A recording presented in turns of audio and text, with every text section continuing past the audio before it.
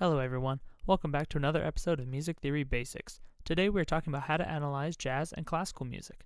I recently made a video talking about how to analyze the form of pop music. In that video, I mentioned that using musical terms like verse and chorus is not the only way to analyze music. Those terms only started seeing regular use around the 1950s. So for music before then, or music that doesn't fit that structure well, we'll have to use another form of analysis. Welcome to Jazz and Classical Music Analysis. In some ways, the way in which we analyze jazz and classical music is a lot more simple and potentially intuitive for some. In this kind of analysis, we use letters to differentiate different sections of a song, such as the A or B sections. In this kind of analysis, you listen to a song to determine where each section begins and ends. If it sounds the same as something that has come previously, you mark it with the same letter. If it is different, then you move on to the next letter. The difficulty of this type of analysis is that you must be careful when listening as to not miss the return of previous musical statements. If, during your analysis, you start to get to letters like E, F, and G, it's very likely that you've misheard something as new that was actually repeated material.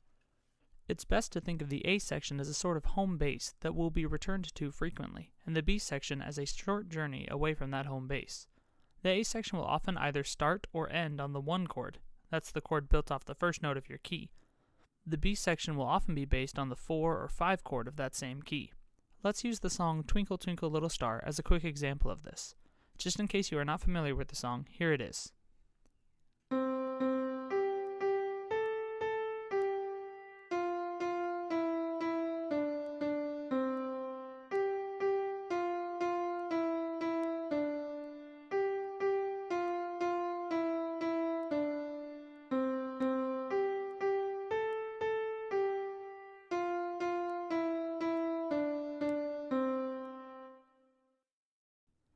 In this song, we have an A section, followed by a B section, which brings us back to the A section one more time to end the song.